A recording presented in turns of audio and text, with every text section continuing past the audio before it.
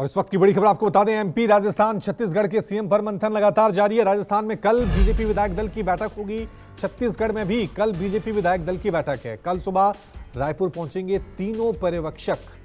तो हलचल लगातार तेज हो गई है। राजस्थान में सीएम कौन होगा, इसको लेकर लगातार अटकलों का बाजार कर मैं वसुंधरा राजे सिंधिया, दिया कुमार, बाबा बालकनाथ, प्रदेश अध्यक्ष सीपी जोशी, अर्जुन राम मेघवाल, गजेंद्र सिंह शेखावत, ये सभी दिग्गज हैं जो मुख्यमंत्री की रेस में अभी सबसे आगे चल रहे हैं और सबसे ज्यादा सुर्खियां बटोर रहे हैं। लेकिन मुख्यमंत्री का ताज किसके सिर पर जाकर सजता है, ये देखने वाली बात होगी। बहरहाल बीजेपी ने 3 पर्यवेक्षक राजस्थान के लिए नियुक्त कर दिए हैं। इसमें बड़ा नाम गृह मंत्री राजनाथ सिंह का भी है। अब देखना यह है कि पर्यवेक्षक आगे क्या फैसला लेते हैं और उसके बाद दिल्ली हाईकमान की तरफ से क्या फैसला लिया जाएगा, जिसके बाद मुख्यमंत्री के नाम की घोषणा की जाएगी।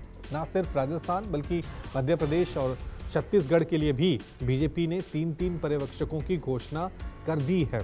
अब इंतजार मध्य प्रदेश, राजस्थान और छत्तीसगढ़ की जनता को है कि कब बीजेपी की तरफ से मुख्यमंत्री के नाम की घोषणा कर दी जाएगी।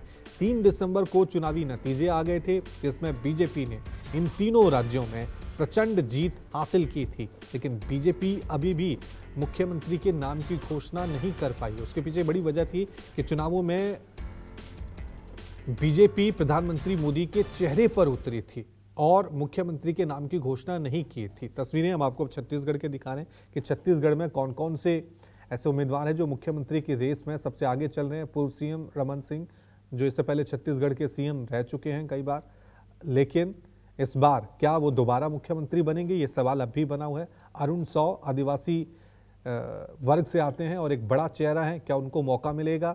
इसके अलावा पूर्व प्रदेश अध्यक्ष छत्तीसगढ़ के विष्णुदेव साय, इनका नाम भी इस रेस में सबसे आगे चल रहा है। चलिए इस खबर पे और ज्यादा जानकारी के लिए सीधा रुख करते हैं मेरे सहयोगी कुमार गौरव का। कुमार, इंतजार है वो खत्म होने का नाम नहीं ले रहा है। कल इंतजार तो खत्म हुआ है, लेकिन उसमें सिर्फ पर्यवेक्षकों की टीम नियुक्त हुई है। अभी आगे क्या पूरा प्रोसेस रहने वाला है और कब तक नाम सामने आ जाएगा कुमार?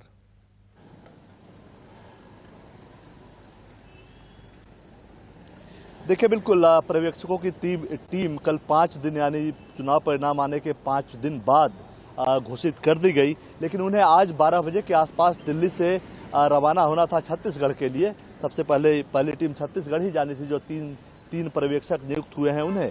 लेकिन ऐसा क्या हुआ ये मालूम नहीं। उन सबों के टिकट रद्द हुए और अब ये आदेश आया है पार्टी आलाकमान की तरफ से कि कल सुबह वो जाएंगे और जो पूरा प्रोसेस रहने वाला है इन तीनों राज्यों का, मुख्य तौर पे जो एक टाइमलाइन की बात है, कल छत्तीसगढ़ ही नहीं बाकी राज्यों के पर्यवेक्षक भी रवाना हो सकते हैं और सोमवार तक मुख्यमंत्री कौन होगा यानी विधायक दल का नेता कौन होगा उसका नाम सामने आएगा। लेकिन जो आपने प्रोसेस की बात कही, बिल्कुल यहां से जब पर्यवेक्षक जाएंगे तीनों राज्यों की राजधानी में, वहां जाकर विधायकों से, चूंकि ऐसा माहौल देखकर लग रहा है कि बीजेपी पूरे परिवर्तन के मूड में है, यानी इन तीनों राज्यों में नए नेतृत्व, नए मंत्री इन सब की तैयारी कर रहे हैं। तो ऐसे में राय शुमारी की काफी जरूरत होगी अलग अलग विधायकों से। तो ये जो पर्यवेक्षक जाएंगे एक तरह से तमाम अलग अलग विधायकों से मिलेंगे, बातचीत करेंगे, उनका फीडबैक लेंगे, फिर वो तीनों राज्यों के पर्यवेक्षकों का यही काम होगा और फिर वो केंद्रीय आलाकमान को उसकी रिपोर्ट देंगे कि किस राज्य में क्या स्थिति है, किसके नाम पे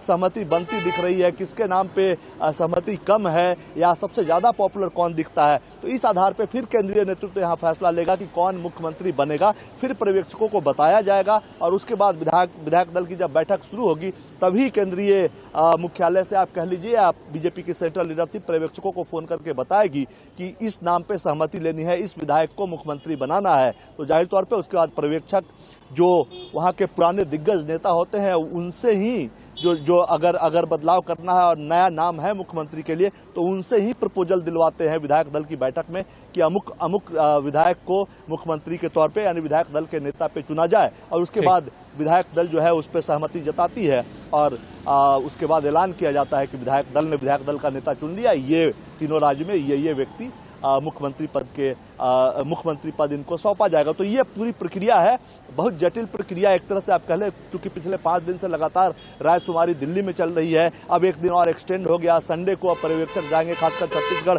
आज जाने वाले थे, अब संडे को जाएंगे। मतलब मामला अभी जो है केंद्रीय स्तर पे कहीं ना कहीं फीडबैक के लेवल पे या बातचीत के लेवल पे कहीं ना कहीं फंसा हुआ दिख रहा इंतजार जो है वो नए बढ़ता चेहरों जा के रहा नाम पे। है, जी। इंतजार खत्म नहीं हो रहा है कब मुख्यमंत्रियों के नामों की घोषणा होगी। सीधा रुक करते हैं, मेरे सहयोगी केजे श्रीवत्सन हमारे साथ बने हुए। श्रीवत्सन, राजस्थान में क्या अपडेट है? क्योंकि कहा जा रहा है कि पर्यवेक्षक जिस तरह से नियुक्ति की गई है, बीजेपी ये मैसेज देने की कोशिश कर रही है कि इस बार परिवर्तन संभव है, परिवर्तन होना तय है।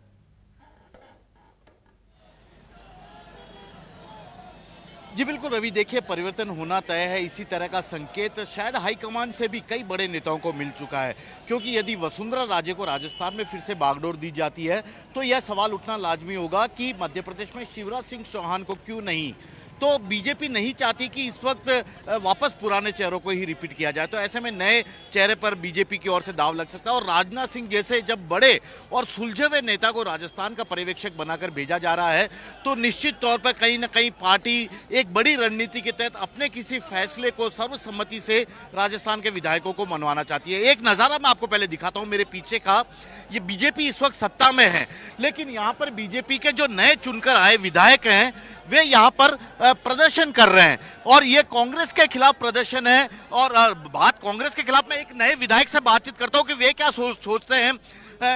सर, पहले तो आपको बधाई, आप नए चुनकर आए सिविल लाइन से। एक सवाल सर, अब आपके विधायक दल की बैठक होने वाली है, कितने उत्साहित सर आप? पहले बहुत ज्यादा उत्साहित हैं।